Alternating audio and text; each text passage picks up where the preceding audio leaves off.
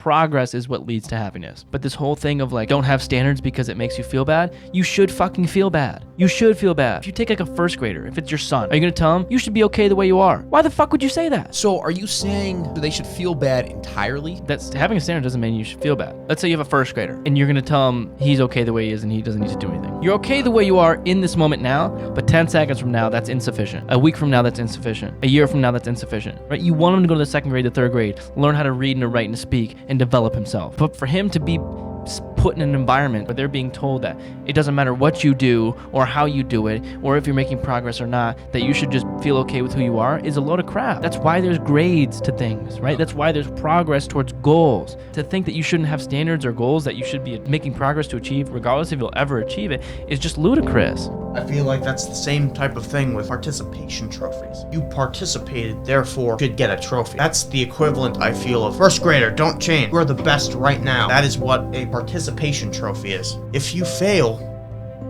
you should know it. Alrighty, ladies and gentlemen, bringing it back for the 36th episode of the Conscious Cast. I'm your host, Cal, along with my other boy, Cole, and Mr. J. Yeah. Oh yeah. Oh yeah. Oh yeah. So we're starting it off hot with some nice grapes. Wait. Gotta get the ASMR ready. Oh my god, that was juicy. Honestly, kind of feeling it. Kind of feeling it after that. But Homoerotic activity is occurring in this podcast. That was a conscious grape. A conscious grape. You love to hear it. But yeah, today we're gonna be talking about confidence. My boy Cole brought this up, and honestly, I don't think we've obviously touched on confidence before, but we've never had a sole episode dedicated to confidence. So I think we all have a lot of confidence in this room, and we have a lot we can share, and I think also we have a lot of things we could share. Yeah, I just repeated that twice. I was like, where am I going with this? I also think that there's a lot that we could share. I also agree. There is quite a bit that we can share. Yeah. What are those things we could share, Cole? Well, I think to start off this conversation, we need to differentiate between two things, like self-confidence and confidence in your abilities. Like, confidence in, say, something you're good at, that you practiced at, and confidence going into, like, kind of a competitive setting. And self-confidence being, like, you are comfortable with who you are. Right. And you're not really trying to go out or impress So anyone. generalized confidence versus specific area-driven confidence is what you're saying. I would say, yeah. Okay. And it's like, I feel like the big thing to developing confidence is, like, just as a guy at least, is figuring your shit out. Like, just figuring out who you are and what, like, you're about. Like you were saying in the fucking first episode you were on about cutting out, like, bad friends that influence you. It's like, you will be influenced by those people. And if they, like, are kind of shitty and not confident, then they're going to affect you. But it's a big thing is developing yourself. Like, figuring out, like, who you are and not letting anybody else affect that. Yeah. That's like, I feel like that's a big part of being confident is you're not trying to please anybody. Yeah. You're not trying to turn into something else that's not you so he or she or they can feel however they want about you. Right. You're not trying to put a smile on everybody's face. People don't like you. You should be fine with that. It's like you need to accept that you can't please anybody, and I feel like that's one of the first steps to being truly self-confident. Right. I like that. Yeah. I mean, for me, the way I came, because I grew up with a big ego, massive ego, in the sense where it wasn't. Sorry, we just had to get that out. I reaching for my phone, I bumped his leg. See, feeling up his leg. I'm doing it. I'm like, Hey, what is happening here? Definitely. Just gotta cross my legs real quick. Yeah. Anyways. Sorry, go ahead. Yeah, what the fuck? Yeah, fuck you, dude. So in my eyes, I heard this on the Jay Shetty podcast, and he talks about ego shows up in two ways. Either one, it's a pity party. You try and show like, oh, woe is me. Like, my life is so much worse than everybody else. Complain. That's your ego shows up. Like, I'm the worst. My life is the worst. Or my life is the best, right? You try to fluff yourself up. Like, I'm so much better than I think I am. It's the kind of guys that are flexing in the mirror and edit the photos. Like, you know what I mean? So those are the two ways ego shows up. Ego hates neutral. Everybody's the same. For me, my life was fluffed up. That's all I would do ever, right? Try and make myself seem like the best athlete in the room, like I was the smartest in the room, like anything I did ever was like I was the best in whatever it was, soccer, athletics, it didn't matter. And that's how I just grew up, because ultimately I was insecure with who I actually was and the reality of who I was. And I didn't have anything that I believed was concrete in my definition of me. So with that insecurity and that lack of self-confidence came the fluffing up of the ego. But the way that I found is the best way to combat that is through the building of habits, right? Ultimately, progress, right? Because once I started developing myself, right? So for example, once I started making my bed every day and cleaning my room every day, that was like my base level habit, my foundational habit that I started building. That's when I started to have real self-confidence, and I felt it. There's not really words to describe the feeling of confidence besides the word confidence, but you don't really know it until you've reached that point of like, I feel confident, which is like, I don't feel the need to fluff myself up anymore. I don't feel the need to. I'm comfortable. You'll know you're confident when you fuck up and you feel completely fine admitting your mistakes and your flaws, because you know your foundational habits have created the person that you're proud of being with your flaws and all. But if you don't have that, when your flaws do come up, which they will come up more often, then you're not okay with that. And you're much more insecure about that because you don't have any progress, you don't have any growth. And with that comes a feeling of insecurity, which comes from the lack of confidence. So for me, I think that confidence comes from, like you said, knowing your identity, but I think it's combined with the fact that you're continually making progress to be proud of who you are. And I think like a perfect analogy kind of for like how confidence develops is like when you first get in the gym, right? And I remember, this is solely in my experience, like you see other guys in the gym, they're bigger than you, and you're just like, man, I just want somebody to compliment my biceps, you know? I know. You just want somebody. And that's like you and then like over time you like you said, you look at yourself in the mirror, you're like constantly flexing, right? But as time goes on, you start to develop more muscle, develop these habits, you know. It's like almost that body confidence develops into a natural thing, right? And you don't even think about it. And so I remember in my own experience, like I would do the same thing. I would like constantly be flexing in my mirror at home. My biceps, no matter how hard I flexed, would not get bigger, you know? But then I just remember like when I began to really learn how to work out, began to really, you know, learn how to weightlift, and I began to put on size, like I didn't even really think about it. It just became like that confidence just became natural, right? Because like back in high school and a lot of other people struggled with this too, you know, like how they looked, you know, and the way they looked. And as in comparison to others, you know, like there's like a lot of people want to be fit nowadays and just like have a good physique, you know, which is completely perfectly fine. You know, there's nothing wrong with that. But over time, as I began to like develop a better physique, I no longer worried about what I look like. I just knew I looked good. You know what I mean? In terms of like I didn't have to worry about my self-image, about how I looked in front of other people, if that makes sense. It sort of does, but it sort of doesn't for me, because I know a lot of people that will start to work out, but they get even more insecure than when they started working out. But the reason for that is because of comparison, right? Because for sure. But it doesn't even matter where you are, right? You can feel good about how you look and how like you well. It's a relative thing for sure. It's where depends on what your values are. I don't really know. I'm trying to figure out this myself as I'm speaking, so that's why I'm a little iffy on what I'm talking about. But I think for me, it's like you have a standard that you set for yourself on what you think is good, right? So for Cal and for Cole and for Jason, there's each our own standards with our genetics, with how hard we're working, with what our goals are, yada yada yada yada yada. But with that said, it's like you can constantly look at somebody who's bigger than you, always.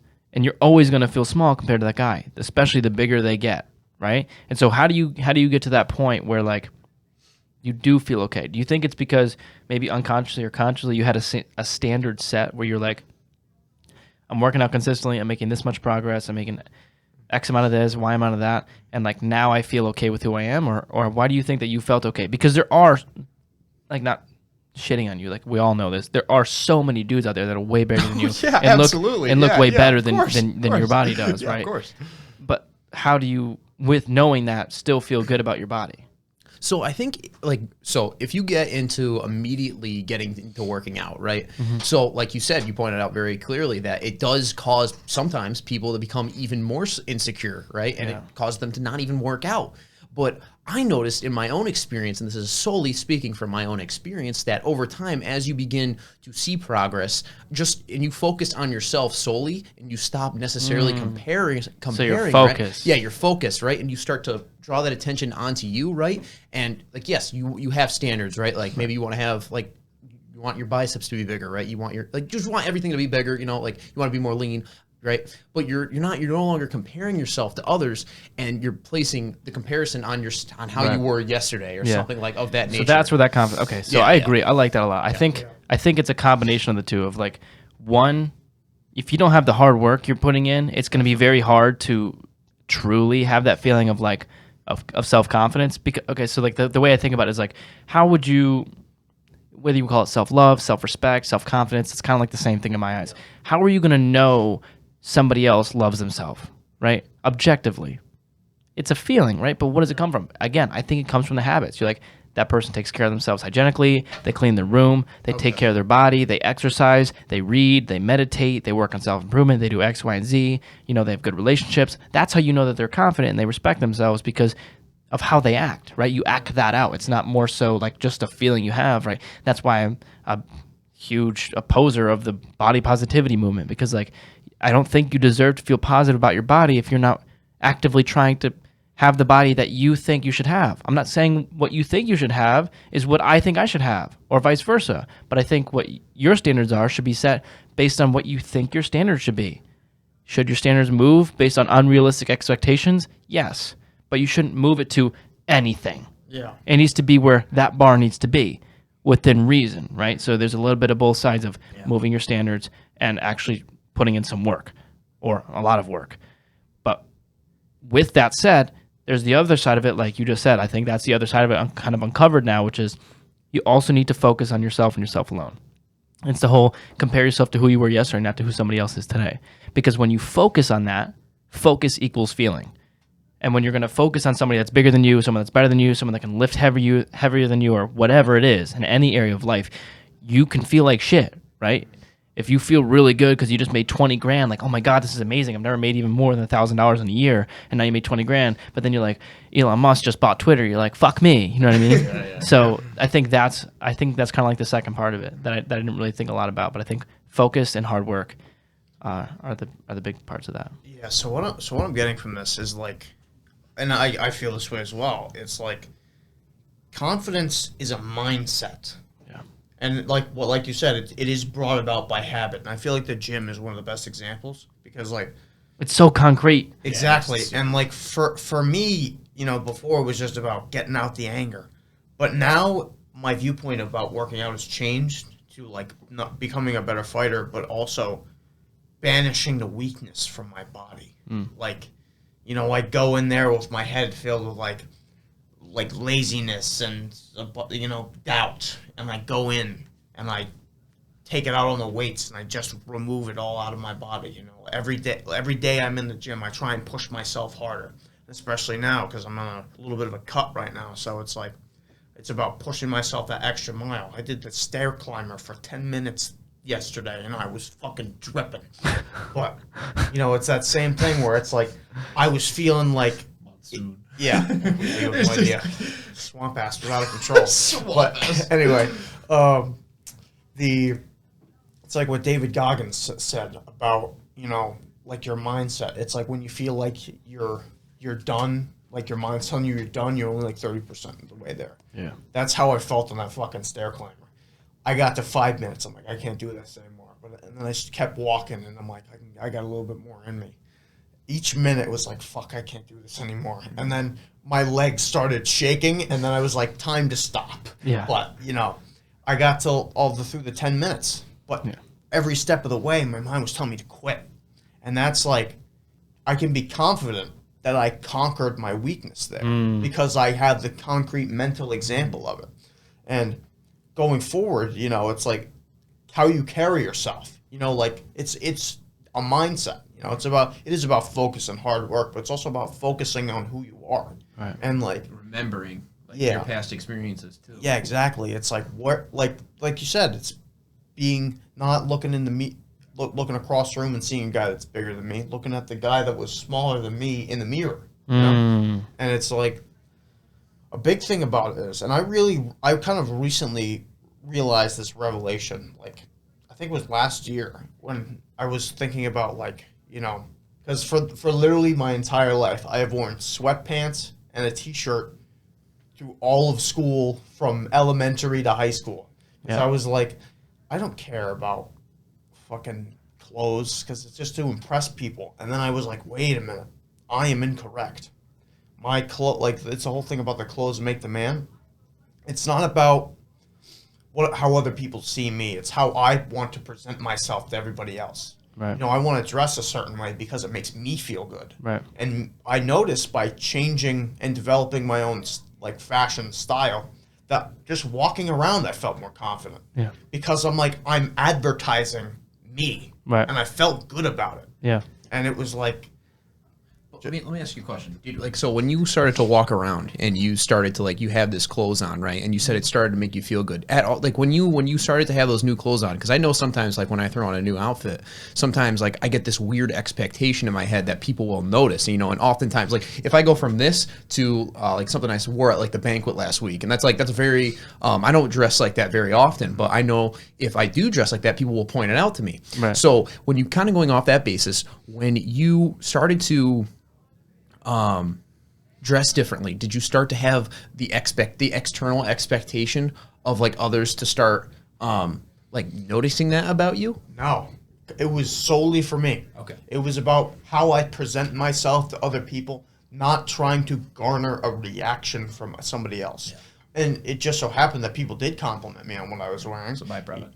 But it's it wasn't what I was going out to get. And that's Right. that would I feel like is the key of self-confidence. It's doing something for yourself because it kind of advertises who you are, as opposed to changing something about yourself to get attention from people. Right.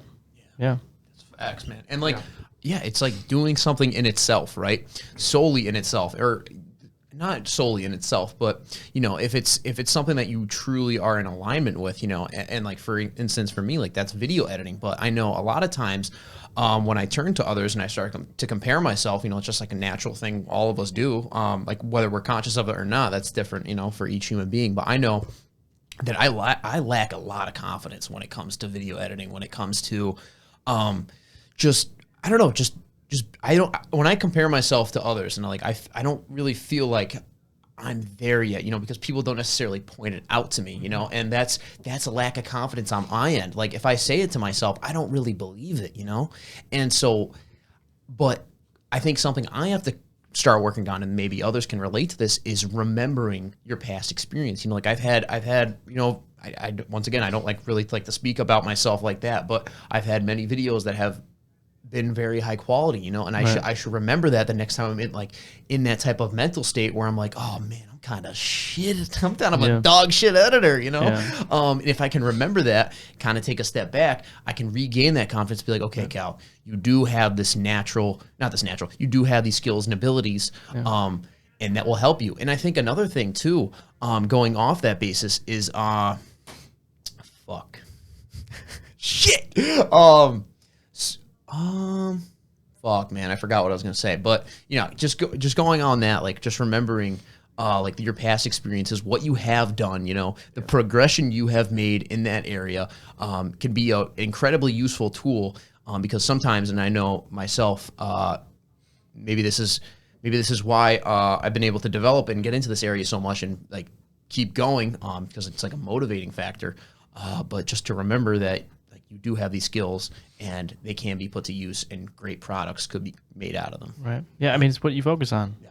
Whatever you focus on, you're gonna feel. Yeah, and since we're moving on to the topic of skill area confidence, I feel like you do need to be confident in your failure sometimes, because and what I mean by that is not to get discouraged by it, but also realize same what you were saying, take a step back and realize that it's not the doubt of you get, for me, let's say I get thrown in judo in a tournament. I don't immediately think, fuck, I'm ass. It's I was just training, it's been for nothing. I don't get discouraged. It's about recognizing a hole in my game has been exposed. An opportunity. And I'm confident that I can conquer it with practice. Right. It's about being confident in overcoming. And that's I feel like that goes across the board for confidence as a whole. Like what you said with setting the bar for your body improvement, you know, and achieving that self-confidence. I feel like that kind of, you know, commitment is necessary for constant growth, you know, and there's a difference between, you know, feeling confident and ego, but it's like, like you said, ego hates baseline. I feel like steady confidence should be the baseline. Right. You know, it's like you're secure with who you are, but also you don't need to do anything for anybody. You know, it's like you're not letting your ego get inflamed because you're humble. You know, you need to be whole and complete and humble and confident in yourself. You know, you need to be unapologetically you. And if you can do that, people look at you different. But that's not why you're doing it. So people view you differently. You become kind of an enigma, where it's like especially with us, you know, because it's like, I'm sure you guys hear it all the time, and we were talking about this before. It's like people come up to us and they'll say like, those guys have their shit together. You know, they listen to the podcast and stuff like that. Like, you guys know what's up. And it's like, No. not really. No. There's no really such thing as having your shit together. Yeah. It's just like growing and getting better. But baseline is being confident but humble. You know, you realize that you're not like this. You're not as big as people will tell you that you are. You know, like, and also the same thing goes for the other one. You know, if people put you down and they shit on you, that's how they feel. Don't let those hollow words affect who you are. I'm big on that. Yeah, exactly. Like if you're really prone to hear the cheers, you're gonna be really, really prone to hear the booing too. That's why you gotta block out everything, right? The only thing you gotta listen to is yourself. Don't read the comment section. Don't read the fucking comment section. Christ, that shit's been fucking me up. I'm doing a lot better, but like it's super, super real, right? Like I didn't realize how much of a thing, like how big of a thing it was. Like I didn't even realize how easy it is to get your sense of self-worth attached to that, right? Because like at first, all the comments, like I would say 90% of the comments I got were like, dude, this is awesome. Oh my God, what a cool video. This is really cool. Like the way you're doing content. This is dope. This is dope. And then I started getting comments on my eyebrows. And then I started getting comments on how like, I like your eyebrows. Hey, thank you. Eyebrows. I don't know. They used to be like, bro, what's up with your I got whatever. It's fine. Show me your eyebrows. It's just. Anyways, but yeah, and so then that was like the first time I was getting roasted online. I was like, oh fuck, like this is getting kind of shitty. Like there's a lot, like comments getting like 1,000 likes about roasting my eyebrows. I'm like, fuck. They might have a point. I'm like, yeah, and I'm looking at the video. I'm like, what is wrong with it? Like, but more realistically, what would happen is like something that would like hit deep and like make me feel like, oh shit, maybe I'm not worth anything. It would be like, oh, you only make videos of like bootlegging other people's stuff and whatnot. Like, oh, like you're only good for this. Like, oh, is this all you do? And I'm like, oh fuck. And then so I'm just like sitting there, right? But the only reason that those actually had an effect on me was because I was super prone to the cheering. I was taking that and be like, yeah, these are awesome. These are dope. Like, I'm the shit. No, you're not. Yeah. But you're also not the worst either. You are what you believe you are. And if you're prone to the cheering, you're going to be prone to the booing. So how do you take criticism when you're like in like a confidence type of area? You know, like because I say you stay in that neutral state where you're not prone. Again, you're not prone to the cheering or the booing.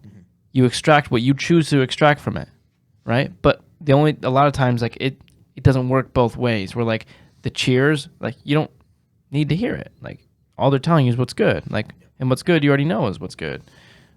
But hearing what's bad is like you got to dissect like their ego and the people who are hiding behind Johnny Pants 46 like but maybe they're telling you like why the fuck is your intro such shitty quality and you're like okay well, like maybe we can get rid of the fuck and the ego but like let's look at my intro, you know.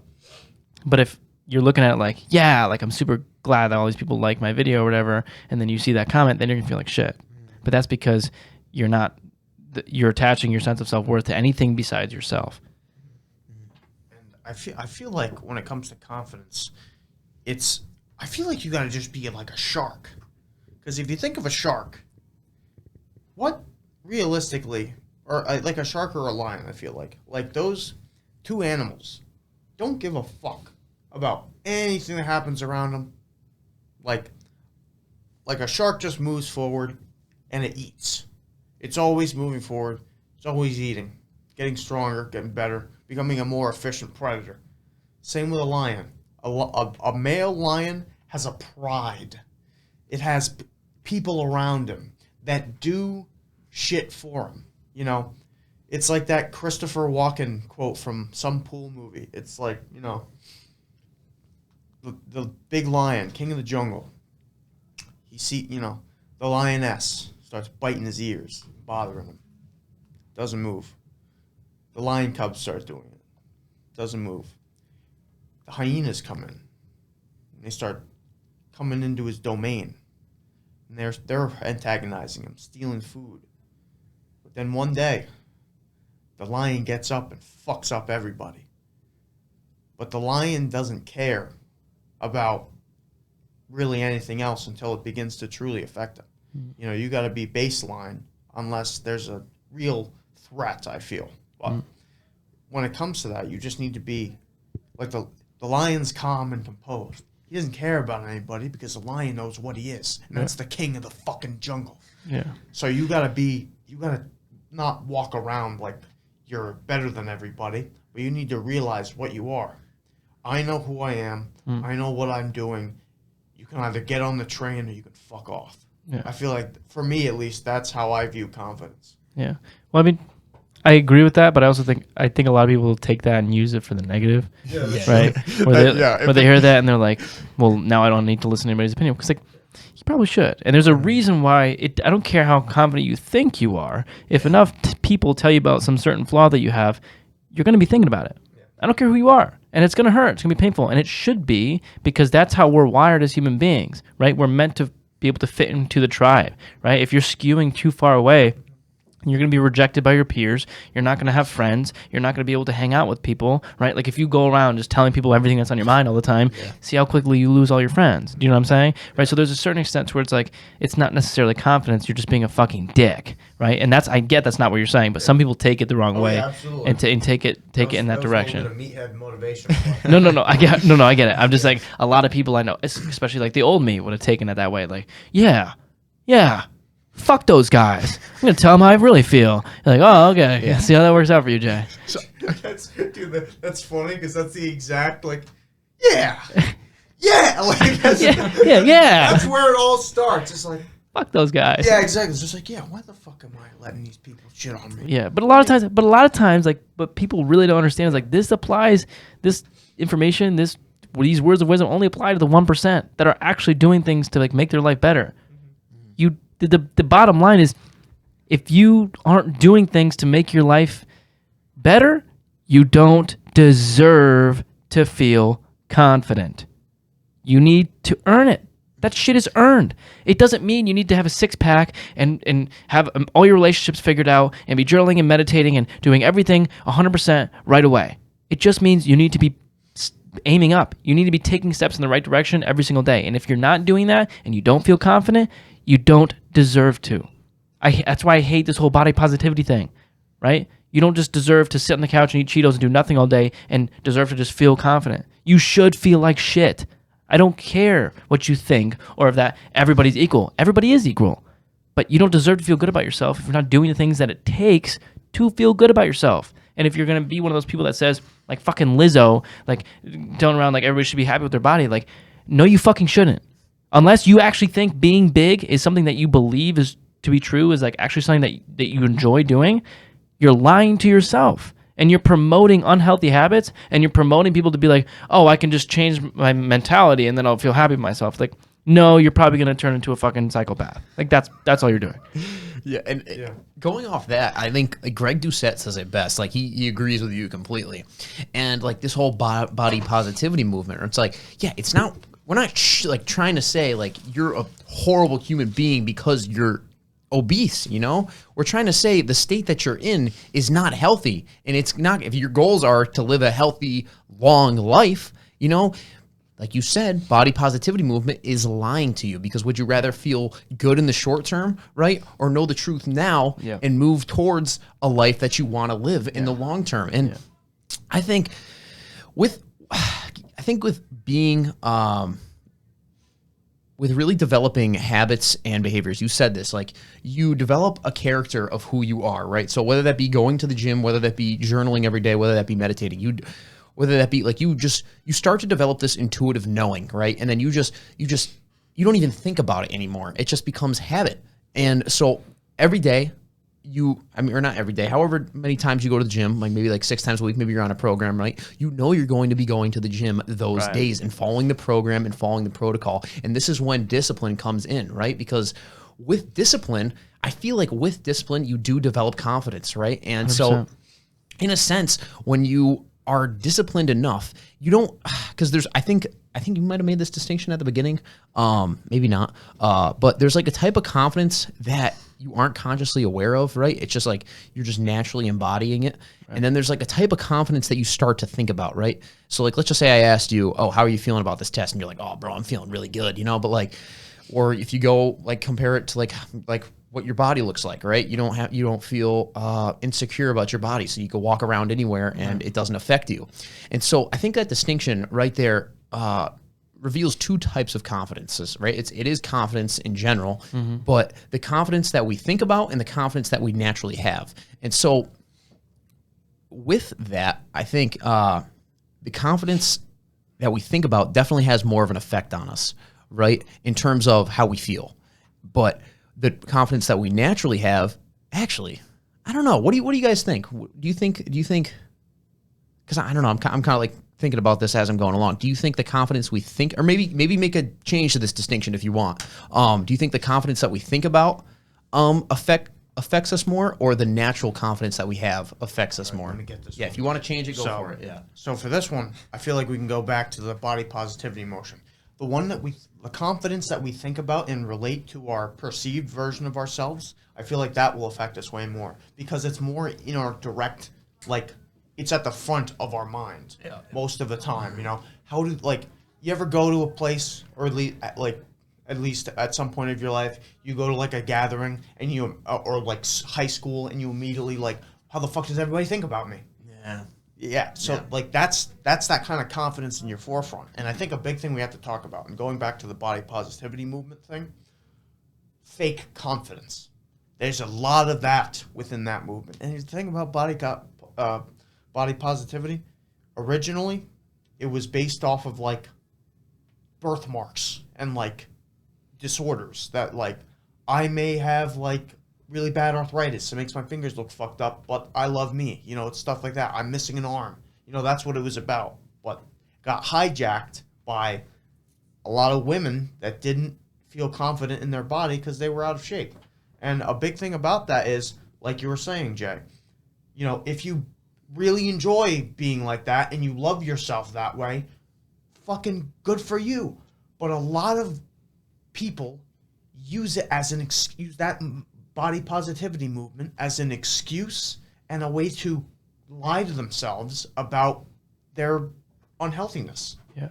Well, because where it starts is like, it's like you'll see like on the billboards of Victoria's Secret models, right? And you're like, okay, that's an unrealistic standard. It's an unrealistic standard for yourself. Agreed. So maybe your standards for yourself are too high. Maybe I'm trying to look like Chris Bumstead and Arnold Schwarzenegger, but that's unrealistic as fuck, right? If those are my standards for myself, I need to lower my standards. Yeah. That's where my problem lies, right?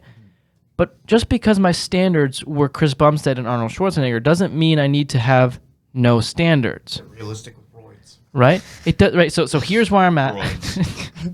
Fucking trend. If my standards are here at Arnold, right? I feel the banter coming. Continue. If I have my standards set at Arnold Schwarzenegger, right, and I'm here, I need to lower my standard, right? But with this body positivity movement, people think that just because your standard is too high, that means lower your standard to where you are now. But then where do you have to go? What the fuck are you good for? You're not going to work on yourself? What are you talking about? Like, what the fuck are you actually talking about? I agree, you shouldn't have unrealistic standards. If you're looking at all these gorgeous Victoria's Secret models with prime bodies that are absolutely amazing and take a lot of work and effort that you necessarily don't have to put into to meet your standard, and that's your standard, maybe lower your standard. But don't fucking have no standard. Do you know what I'm saying? It's like, just because the standard is too high doesn't mean get rid of the standard. It means lower the standard, but lower it to where it's attainable but hard as fuck to reach. Yeah, because being realistic with yourself in those type of situations, like when you develop realistic standards, and like I agree completely, having standards is a good thing, right? Because having no standards will lead to no progression. You know, you'll stay static. Like, what the hell are you supposed to do without a standard? just stare at a wall. Yeah. I'm gonna just add on to your. Yeah. I feel like a big thing about that is realistic standards. If you have unrealistic standards and you feel yourself not getting there because you're reaching for the moon, and like your confidence will be belittled because you'll feel like a failure. Like you feel like you're getting, you're working hard, but you're not making progress, and then it'll belittle yourself because your standards is too high. It's like a little kid trying to dunk. It's like that's not gonna happen. That's actually the perfect example. Yeah, I mean, like maybe that little sucker grows up and turns into LeBron, but is able to dunk, but just setting shattering backwards. Like you just develop those realistic standards, and like we've touched on this so many times, taking baby steps towards those standards rather than you see LeBron James, you see Tom Brady, you see like where these guys are, right? And you're like, I think I touched on this with in the 35th episode with my friend Mikey, that like you look at them on social media, right? And he made the great point of saying how you don't see the progression that they had to do, or you don't see the things that they had to do to get to that point, right? And so you're kind of like, you just see the goal, you see the standard, and you're like blinded by it. And what does it lead you to have? Unrealistic standards, and it leads to no progression. Right, that's where the focus comes into play, exactly. right? Because if you're taking steps, even if my goal is to be Arnold, if all I'm focusing on is where I was yesterday, it's not going to matter, right? The standard is not even it's not going to matter, even though my standards are unrealistic, it won't even matter that they're too high, because all I'm choosing to focus on is how I'm comparing to myself yesterday, the day before, the week before, the year before, right? Making sure that I'm making progress. And progress is what leads to happiness. Right? But this whole thing of like, don't have standards because it makes you feel bad, you should fucking feel bad. You should feel bad, right? If you take like a first grader, if it's your son and he's in first grade, are you going to tell him, you should be okay the way you are? Why the fuck would you say that? Okay, I would say, okay. So are you saying having standards, like, so they should feel bad entirely? Because I would make the argument. I'm not saying that's having a standard doesn't mean you should feel bad. No. So unpack that a little bit more. Like, so let's say you have a first grader. Yeah. Right? And you're going to tell him that he's okay the way he is and he doesn't need to do anything. Right? You're okay the way you are in this moment now, but 10 seconds from now, that's insufficient. A week from now, that's insufficient. A year from now, that's insufficient. Right? You want him to go to the second grade, the third grade, learn how to read and to write and to speak and develop himself. Right? But for him to be put in an environment, or she or whoever, to be put in an environment where they're being told that it doesn't matter what you do or how you do it or if you're making progress or not, that you should just feel okay with who you are, is a load of crap, right? That's why there's grades to things, right? That's why there's progress towards goals, right? To think that you shouldn't have standards or goals that you should be making progress to achieve, regardless if you'll ever achieve it, is just ludicrous. It's ludicrous.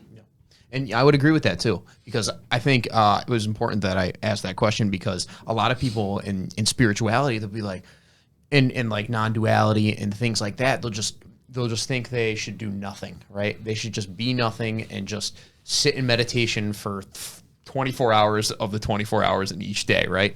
And sure, you may find a lot of peace in that, right? And whatever. But I know a lot of people will be like, okay, I should just accept this moment here and now for what it is and never change. Like, So they take not something like non-duality. They take some type of ideology that's telling them to just like be still, accept how everything is. But then they take that and they start to say like, oh, all doing, all becoming is bad, right? And so they just stay in like a being state, right? And so with that, that leads to, I mean, I guess if you're talking in terms of doing, right? Like you're not really making much progress if you're following that type of ideology, if you're following that type of philosophy. And I think that is a very important thing to note because like with confidence, if you're following like a philosophy or an ideology like that really tells you to just, be still, you're whole and complete in this moment. Yes, which is factual. But if they take that and run with it and be like, oh, I'm whole and complete, therefore I have to do nothing, like I don't need to do anything, right? Which to some extent, if you're saying like, oh, okay, in this moment, yeah, that makes sense. But if you're saying overall, no, you should be progressing towards a goal. Time matters. Yeah, it does. Yeah. It does. And you have to be developing skills because people are reliant on you. Yeah, or don't, and then feel the way you feel, and then lie about it. Yeah, sure, go for it. Like you were talking about, like the monks who are just in a being state. Yeah. That's willful stagnation, and that is a big thing to avoid. And you know what I feel like, I think I talked about this before. It was The Way of the Samurai. I was reading it, and they were talking about like. The author was talking about the emasculate, like men being less manly, and like thinking about like you guys just would kill each other with swords all the time, and you thought that the next generation was being less manly, like Jesus.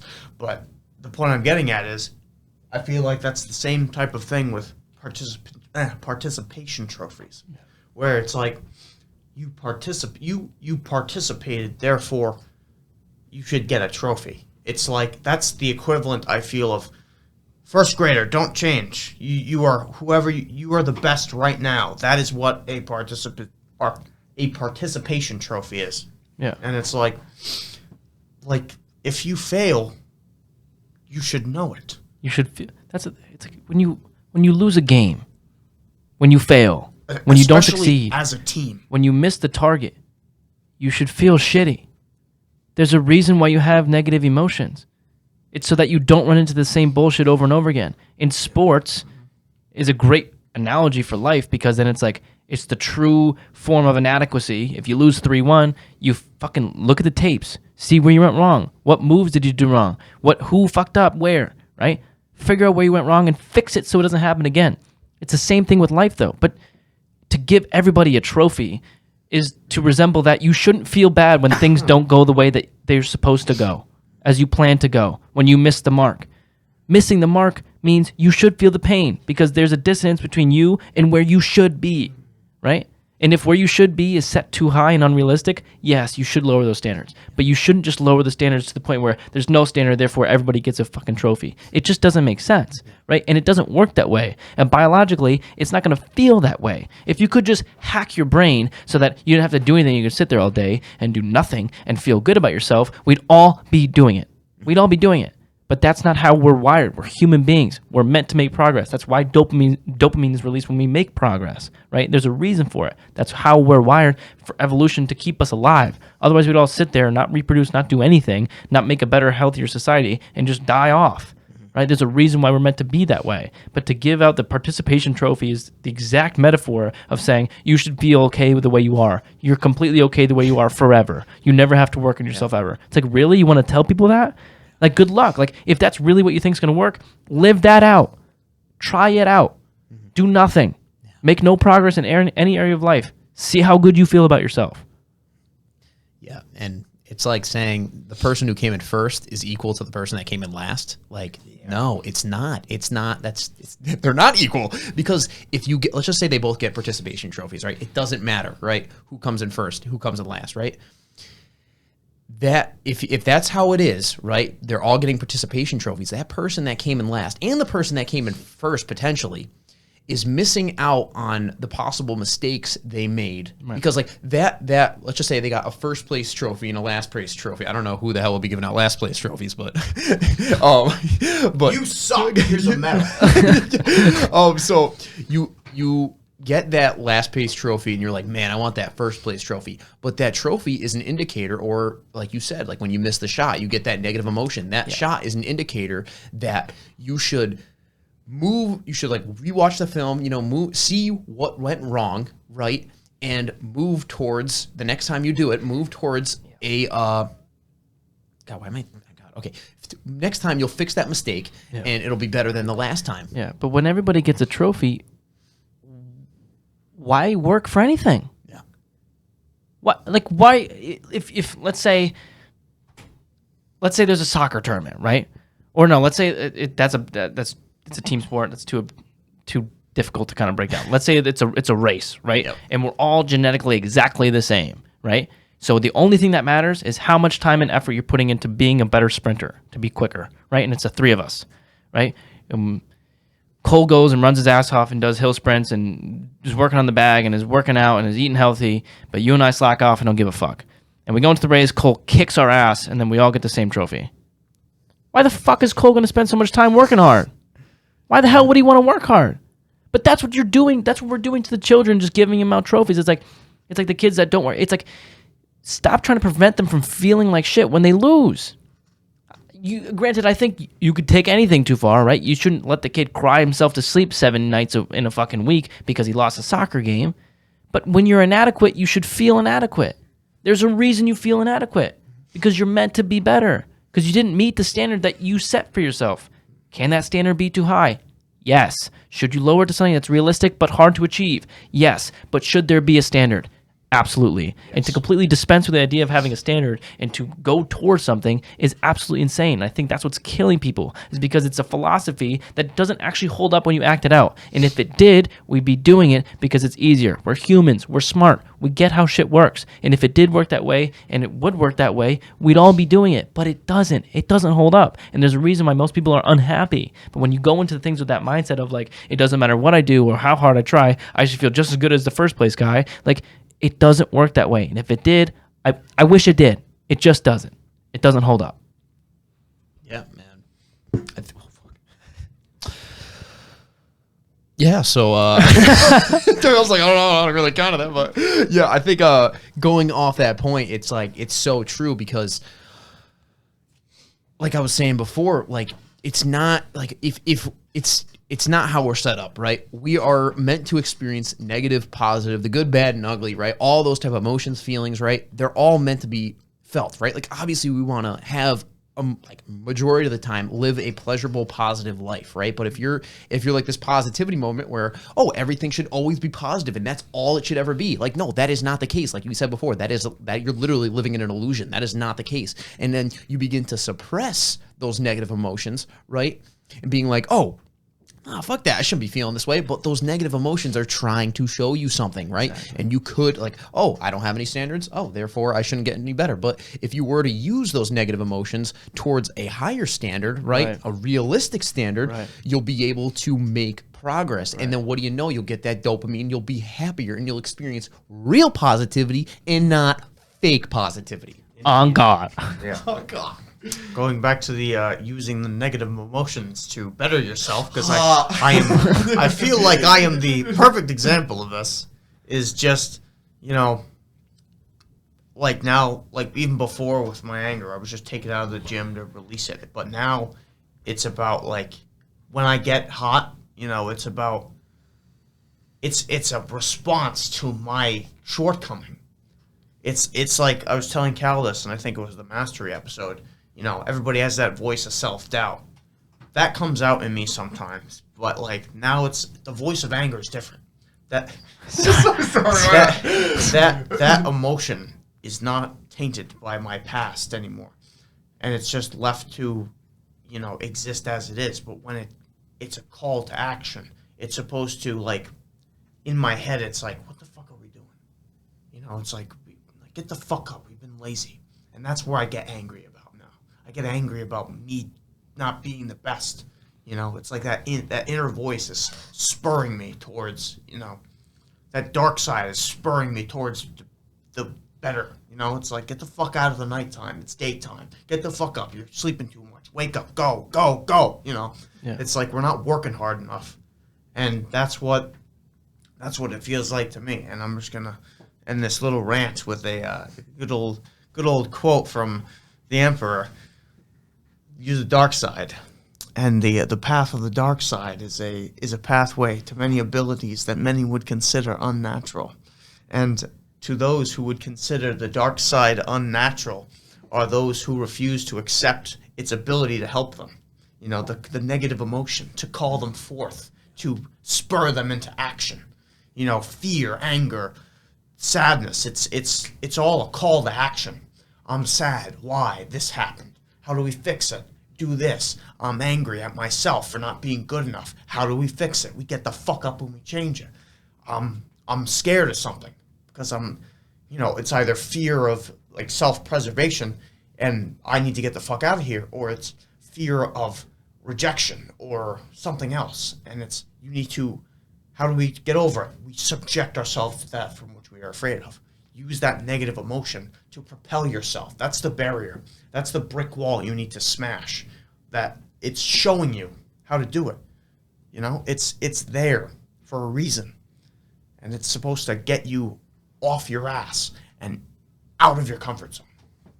And into confidence. All right, ladies and gentlemen, that has been the 36th episode of the Conscious Cast. So if you guys enjoyed this episode, make sure you like, comment, and subscribe. It is free, so why not just do it, okay?